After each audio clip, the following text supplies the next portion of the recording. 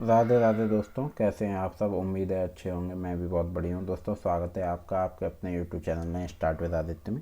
तो दोस्तों, आज जो हम लोग हैं, आरआरबी का लगभग नोटिफिकेशन आ गया है। आपका अप्रैल में जो है फॉर्म आ जाएंगे, तो फिर आपके फॉर्म फिलअप होंगे और एग्ज़ाम की तैयारी जो है अभी से शुरू कर देनी चाहिए। तो आपके लिए मैं बहुत अच्छे आज कंटेंट लेके आया हूँ। आरआरबी, रेलवे, एसआई कांस्टेबल दोनों के लिए है। तो सबसे पहले मैं जो है जीएस शुरू कर रहा हूँ, आपकी साइंस से भी करा दूंगा। तो जीएस को लेके चलते हैं। और जीएस में जो सबसे पहले मैंने जो स्टार्ट किया है वो किया है आपका हिस्ट्री, इतिहास आपका स्टार्ट किया है। तो सबसे पहले इतिहास में भी हम एंशियंट हिस्ट्री को पढ़ेंगे, प्राचीन इतिहास को पढ़ेंगे। आपका मॉडर्न होता है, मिडाइवल होता है, तो मध्यकालीन और आधुनिक और प्राचीन। तो सबसे पहले प्राचीन को शुरू करते हैं। तो आज हमारी इस आरआरबी की, रेलवे आरपीएफ की पहली वीडियो है। और इस वीडियो को थोड़ा सा आज से देखना शुरू कर दें, क्योंकि अगर आप आज से शुरुआत कर दोगे इस वीडियो को देखने की, तो जो लास्ट तक आपकी 200-250 वीडियो की जो प्लेलिस्ट बनेगी, अगर आपने वो सारी देख ली तो आप बिल्कुल भी कुछ मत पढ़िए, सिर्फ यही वीडियो देखिए, तो भी आपका सिलेक्शन निश्चित है। इस बात की मैं आपको गारंटी देता हूँ, क्योंकि इन चीज़ों को पढ़ पढ़ के ये दिमाग में ऐसे घुस जाती हैं कि कुछ ना कुछ याद रह ही जाता है। तो सबसे पहले जो शुरुआत करते हैं प्राचीन इतिहास की। प्राचीन इतिहास में जो हमारा टॉपिक है वो है पाषाण काल। और पाषाण काल को इंग्लिश में हम क्या कहते हैं? Stone age. देखिए, हमें चाहे हम हिंदी मीडियम से हों चाहे इंग्लिश मीडियम से, हमें हिंदी इंग्लिश दोनों के नाम पता होने चाहिए। तो पाषाण काल को हम क्या कहते हैं? स्टोन एज जो है पाषाण काल को कहते हैं। ठीक है, तो चलिए सबसे पहले शुरुआत करते हैं। तो यहाँ देखिए पाषाण काल की, अगर हम पाषाण काल को देखें कि इसमें क्या क्या है, कितने टाइप्स हैं, तो सबसे पहले और कहाँ से कहाँ तक शुरू हुआ, मैं थोड़ा जूम कर देता हूँ आप लोगों के लिए। तो यहाँ पे देखिए पाषाण काल, सबसे पहले पुरा पाषाण काल लगभग 20 लाख से 10,000 बीसी पहले। बीसी का मतलब होता है बिफोर क्राइस्ट। ठीक है, तो जो जीसस क्राइस्ट थे उनसे पहले का समय जो होता है। पूरा पाषाण काल तीन पाषाण काल को तीन प्रकार से यहाँ पे दिखाया गया है। तो एक पूरा पाषाण काल है जो 20 लाख से 10,000 बीसी पहले। मध्य पाषाण काल लगभग 10,000 से 6,000 बीसी पहले। ठीक है, और नव पाषाण काल लगभग 6,000 से 3,000 बीसी पहले। अगर हम यहाँ पे बात करें, आप एक बार बड़े आराम से देख लीजिएगा, और जब वीडियो चल रही है तो आप थोड़ा ध्यान से, ये थ्योरी की क्लासेस हैं और बहुत अच्छे टॉपिक्स मैं आपको कवर करा रहा हूँ। जब वीडियो चल रही है तो थोड़ा ध्यान से देखिएगा कि जैसे आपका यहाँ पे पुरा पाषाण काल है तो लगभग 20 लाख से 10,000 साल बीसी पहले था।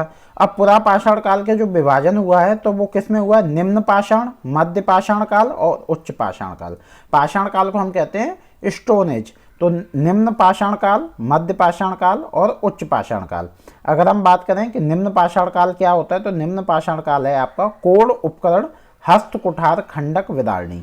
मध्य पाषाण काल फलक उपकरण और उच्च पाषाण काल ब्लेड, प्रमुख उपकरण, खुरचनी, बैदनी, ताक्षणी।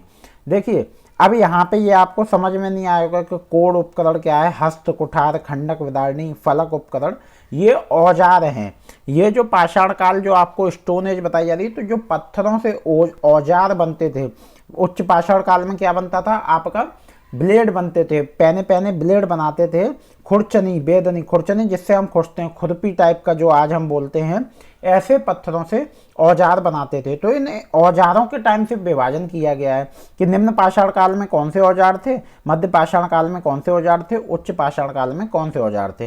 तो ऐसे इनका विभाजन किया गया है। अगर आप बात करेंगे, आप अगर ये 6th क्लास की सोशल स्टडीज की किताब पढ़ेंगे हिस्ट्री की, तो उसमें स्टोन एज के बारे में दिया हुआ है, एक चैप्टर है। तो अगर आप वो पढ़ेंगे, 6th क्लास की एनसीईआरटी की बात कर रहा हूँ, तो आप अगर वो पढ़ेंगे तो आपको ये बहुत बिल्कुल बेस समझ में आ जाएगा। ठीक है, तो स्टोन एज समझ गए। इनके औजारों के हिसाब से इसको बांटा गया है स्टोन एज को। अब मध्य पाषाण काल लगभग 10,000 से 6,000 बीसी पहले की बात करते हैं। तो शिकारी व खाद्य संग्राहक प्राणी, तो वो मध्य पाषाण काल में जो लोग थे वो कैसे थे? शिकारी थे, शिकार करके खाते थे। ठीक है, खाद्य संग्राहक प्राणी, ये लोग संग्रह भी करने लगे थे। और नव पाषाण काल लगभग 6000 से 3000 बिफोर क्राइस्ट, तो खाद्यान्नों का सर्वप्रथम उत्पादन व आग का प्रयोग। तो हम जो कहते हैं ना कि आग कहाँ से आई, कि पहले लोग जंगल में एक बार पत्थर मारा चिंगारी, ये स्टोरी आपने सुनी होगी। तो आग का जो सबसे पहले प्रयोग हुआ था वो नव पाषाण काल में हुआ था, लगभग 6000 से 3000 BC पहले। तो यहाँ पे ये चीज़ समझ में आई आपको। खाद्यान्नों का सर्वप्रथम उत्पादन होता है। खाद्यान्नों का मतलब जैसे गेहूं, ये फसलें जो आप जो खाते हैं, जो खाने वाली चीज़ें हैं, इनका उत्पादन और आग का प्रयोग सर्वप्रथम नव पाषाण काल में हुआ था, लगभग 6000 से 3000 BC पहले।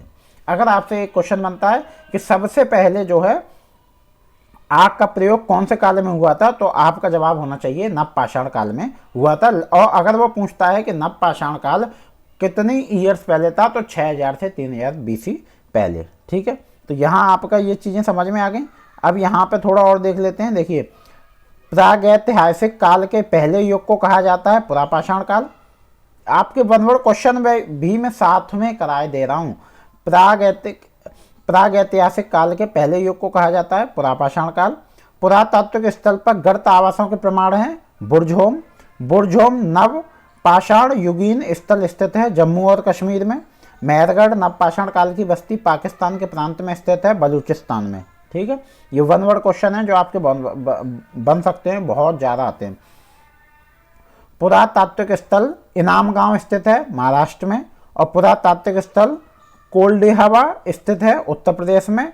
और प्रागैतिहासिक भारतीय स्थल पर होमो इरेक्टस मानव की खोपड़ी पाई गई थी हथनोरा में।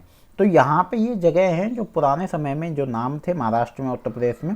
तो ये सारे आपके, अगर आपसे ये प्रश्न बनते हैं तो इन प्रश्नों को एक बार याद जरूर कर लें। ठीक है, इंपॉर्टेंट है। अब जो हमारा पहला यहाँ पे आता है, तो हम यहाँ पे सेकंड टॉपिक जब हम पढ़ेंगे, हमने एक यहाँ पे अभी एक टॉपिक कवर कर लिया और आपको पता भी नहीं चला होगा, 5 से 10 मिनट में मैंने आपको वो टॉपिक कवर करा दिया।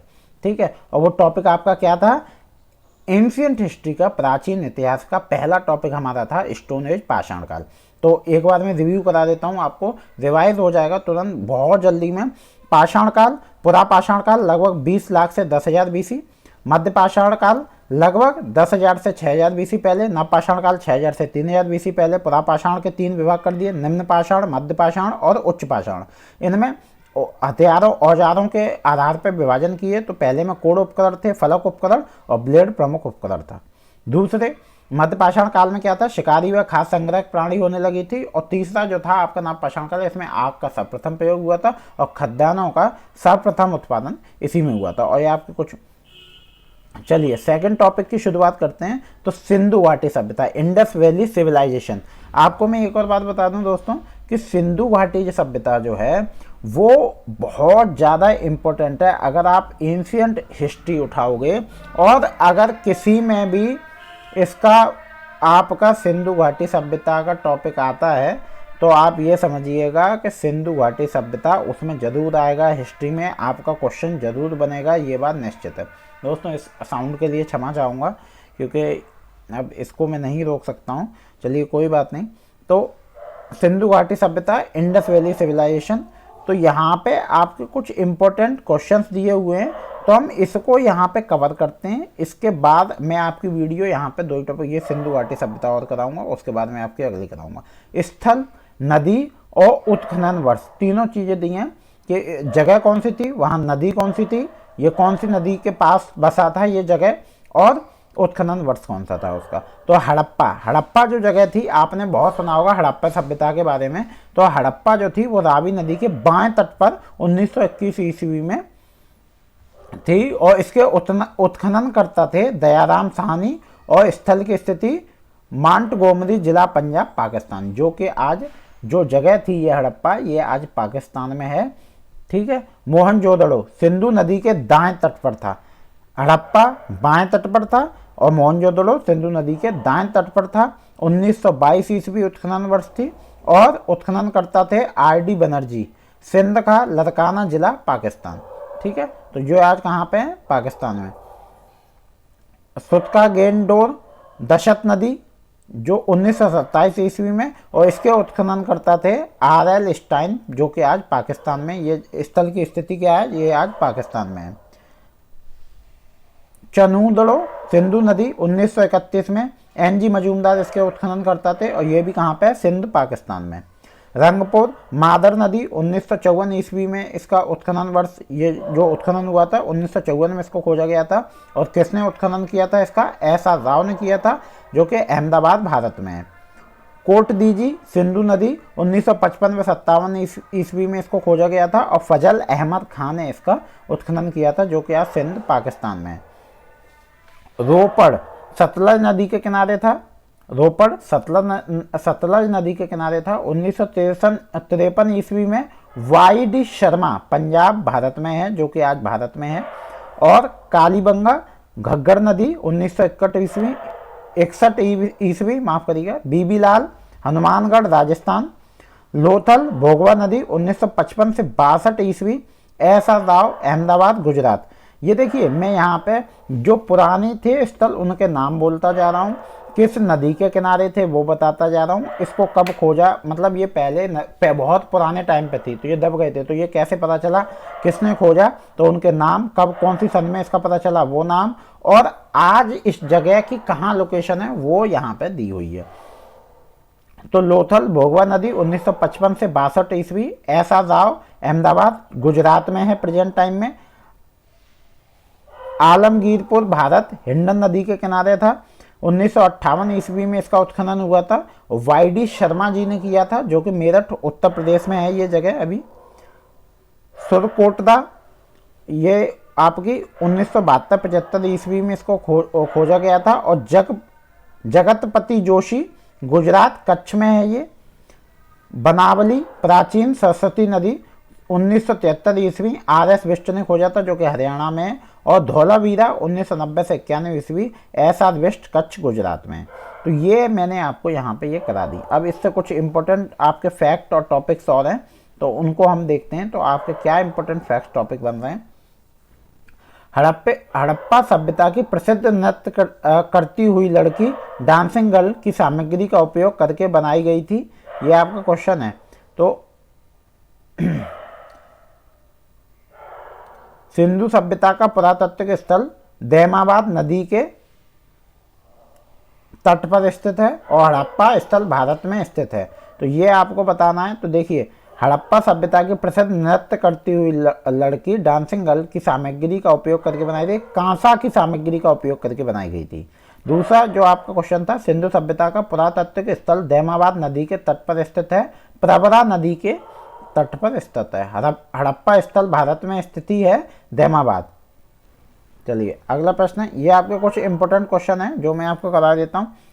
देखिए हड़प्पा स्थल मांडा नदी के किनारे स्थित था, चिनाब। मोहनजोदड़ो में सबसे बड़ी इमारत है ग्रेट ग्रेनरी। सिंधु घाटी सभ्यता एक युग की सभ्यता थी, सिंधु घाटी सभ्यता एक कांस्य युग की सभ्यता थी। सुरकोटदा का पुरातात्विक स्थल राज्य में स्थित है, गुजरात राज्य में स्थित है। पाकिस्तान के इस प्रांत में प्राचीन सभ्यता का स्थल मोहनजोदड़ो स्थित है, सिंध। सिंधु घाटी सभ्यता का एक बंदरगाह शहर था लोथल, जो कि मैंने आपको अभी ऊपर कराया। इस स्थान पर हड़प्पा सभ्यता की पहली खगोलीय वेधशाला पाई गई थी, धौलावीरा गुजरात। जॉर्वे कल्चर एक चालकोलिथिक पुरातात्विक स्थल था, जो वर्तमान समय में इस भारतीय राज्य में स्थित है, महाराष्ट्र में। सिंधु घाटी सभ्यता का यह स्थल सिंधु नदी के तट पर स्थित नहीं है, रोपड़। इस हड़प्पा कालीन स्थल से जुताई वाले क्षेत्र के साक्ष्य मिले हैं कालीबंगा में। ठीक है, आपके कुछ और पॉइंट्स हैं वो मैं आपके करा देता हूँ, अगला टॉपिक अगले वीडियो में कराऊंगा। श्रग वेद में 1000 से अधिक स्तुतियाँ शामिल की गई हैं, उन्हें कहा जाता है सूक्त। प्राचीन भारत में लोगों को कितने वर्णों में विभाजित किया गया था? तो दोस्तों प्राचीन भारत में लोगों को 4 वर्णों में विभाजित किया गया था। श्रग वेद को रिक्त स्थान पुस्तकों या मंडलों में विभाजित किया गया है, 10 पुस्तकों या मंडलों में विभाजित किया गया है। दोस्तों अगर आपने अभी तक चैनल को सब्सक्राइब नहीं किया तो सब्सक्राइब जरूर कर लें। ये हमारी आज की पहली वीडियो। आप यकीन मानिए जब तक आपका एग्ज़ाम होगा मैं आपका सारी साइंस जीएस तो पूरी ऐसे कवर करा दूंगा कि आपका इससे बाहर कुछ नहीं आएगा। भारत के राष्ट्रीय प्रतीक पर उल्लेखित सत्यमेव जयते शब्द इस उपनिषद से लिए गए हैं, मुंडोक उपनिषद। ठीक है। तो यहाँ आपके ये टॉपिक कवर हो गए। अब आपका तीसरा चौथा मैं आपका करा दूंगा। ये क्वेश्चन जो मैंने आपके कराए हैं, ये ऋग्वेद वाले, ये मैंने आपके तीसरे टॉपिक से कराए हैं। इसकी थ्योरी मैं आपको कल करा दूंगा, जो कि ये रहा आपका, ठीक है। वैदिक सभ्यता से मैंने आपके कराए हैं। इसका जो वो है वो मैं आपको, वैदिक सभ्यता देखिए, क्रम संख्या और वेद उपवेद विशेष, तो ये भी मैं आपको करा देता हूँ। सबसे पहले आपका पहला होता है ऋग्वेद, सामवेद, यजुर्वेद, अर्थवेद। ये आपको पता है हमारे 4 वेद हैं। इसके ऋग्वेद का उपवेद है आयुर्वेद, सामवेद का उपवेद है गंधर्ववेद, यजुर्वेद का उपवेद है धनुर्वेद और अर्थवेद का उपवेद है शिल्पवेद ब्रह्मवेद, ठीक है। तो जो ऋग्वेद है आपका आयुर्वेद, वो चिकित्सा से संबंधित है। सामवेद गंधर्ववेद है, वो संगीत कला से संबंधित है। और यजुर्वेद धनुर्वेद है, वो युद्ध कला से संबंधित है। और आपका अर्थवेद शिल्पवेद जो है, वो शिल्प से संबंधित कला का ज्ञान है, ठीक है। तो यहाँ आपके ये बहुत सारे क्वेश्चन जो बचे हैं वो मैं आपके अगली वीडियो में करा दूंगा। उम्मीद है दोस्तों वीडियो आपको अच्छी लगी होगी। एक बार चैनल को सब्सक्राइब जरूर करें और साथ में बेल आइकन दबा दें, और इस वीडियो को अभी से अपने आरपीएफ वाले ग्रुप में शेयर करना शुरू कर दें। उम्मीद है कि वीडियो आपको अच्छी लगी होगी। मिलते हैं अगले वीडियो में। राधे राधे, धन्यवाद।